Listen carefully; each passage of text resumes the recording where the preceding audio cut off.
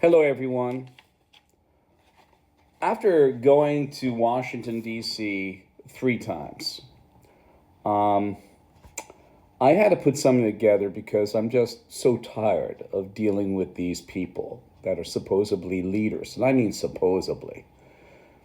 I stood up in I stood up in Washington to support Sam Salapar, the whistleblower, on April 17th, 2024. Those two pieces of paper show that, yes, Boeing did relinquish on-site auditing to two pieces of paper. Send your certs, send your parts, and if the need arises or need be, we'll come out to your facility.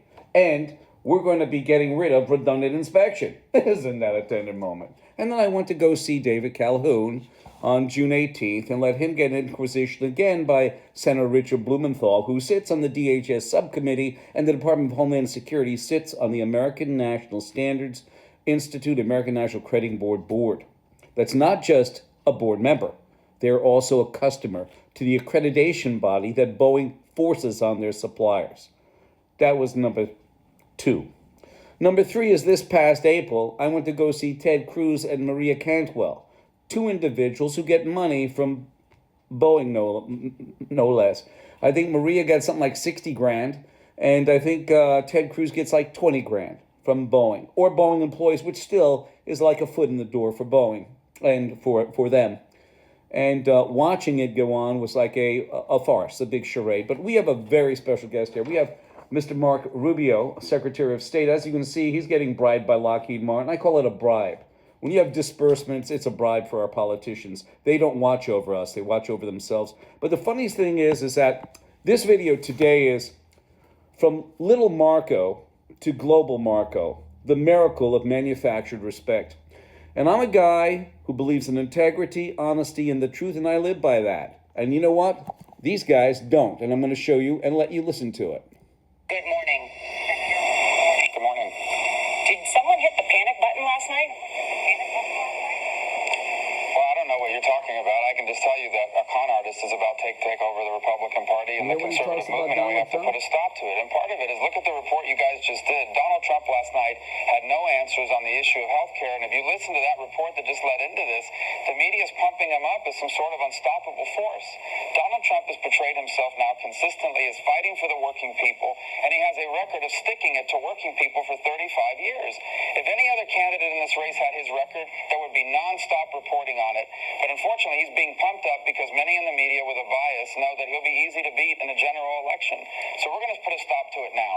There is no way we are going to allow a con artist to take over the conservative movement, and Donald Trump is a con artist.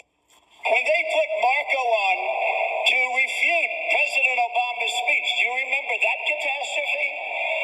And he's like this, and we were, I need water, help me, I need water, help. And this is on live television. This total choke artist.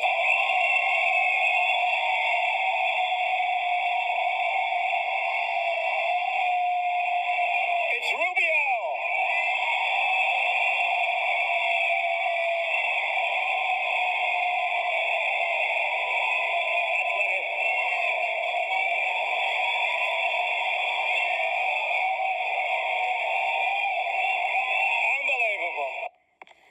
Unbelievable. What's unbelievable is what I'm going to read to you.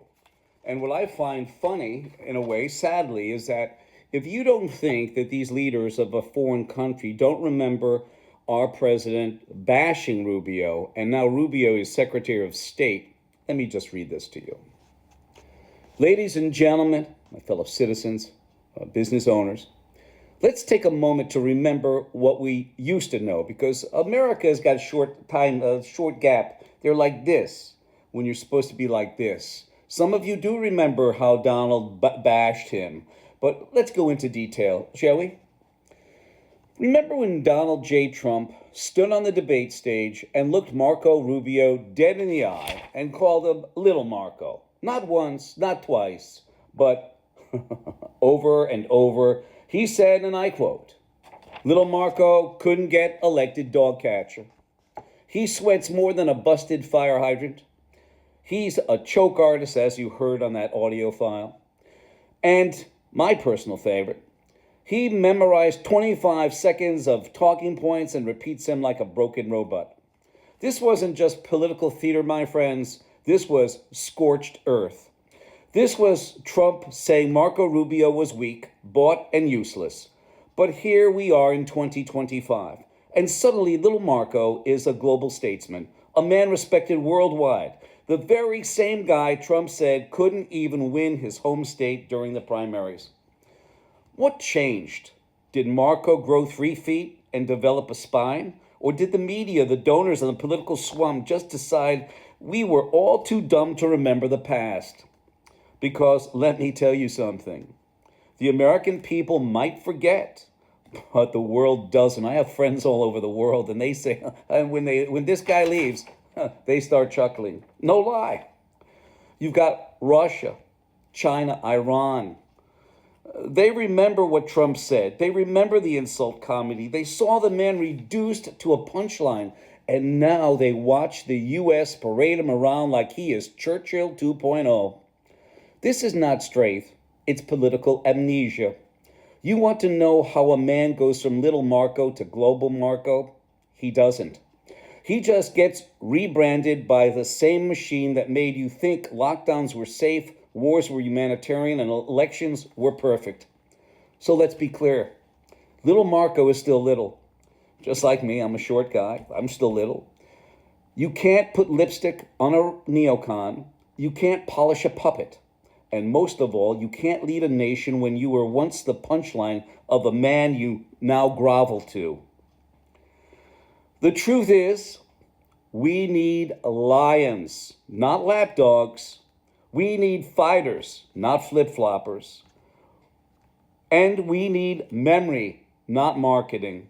So next time someone tells you Marco Rubio is respected on the world stage, remind them that Donald Trump once did. He didn't just shriek the man, he exposed him. And now the world knows. Little Marco never left. He just got a bigger podium. And I thank you. I sent him a letter in 2016 about Lockheed's anti-competitive practices and their monopolistic breaking the Sherman-Clayton Act. I still have the manuscript that I sent him, book fashion. I sent him a green card request, never received that back, but we did have it traced, and yes, he did receive it. No response at all. He was something with antitrust or something to that nature, and we sent it to him, and he never responded. So I'm going to leave it here, ladies and gentlemen. My number is 203-556-1493, and the reason why we do this is because, you know something? Thomas Paine said it, and I will tell you once again. It is impossible to comprehend the moral mischief, if I may so express it, that mental lying has produced in our society. When a man has so far corrupted and prostituted the chastity of his mind as to subscribe his professional beliefs to things he does not believe, he has prepared himself the commission for every other crime. And it's disgusting. Just remember that. I listened to those tapes again and again, and I said, this is disgusting. When I saw him as Secretary of State sitting on the couch, feeling uncomfortable in his own skin, just watch him. But you know something? People aren't... Body language is probably one of the most important courses I've ever taken, several of them, as a matter of fact. Uncomfortable in his own skin. And Trump was telling the truth. Yet he was, that's a definite telling me right now that it was not up to Donald Trump to pick him. Somebody told Donald Trump he's got to go there. Somebody told Donald Trump that Pam Bondi's got to go there. Kash Patel, Peter Hegseth, Howard Lutkin, okay? Kristi Noem. They were told. He was told. Again, I thank you for your time and why I'm doing it. I'm not neither Democrat nor Republican, but when it's an embarrassment for our country, Democrat or Republican, I believe you need to know. Don't you?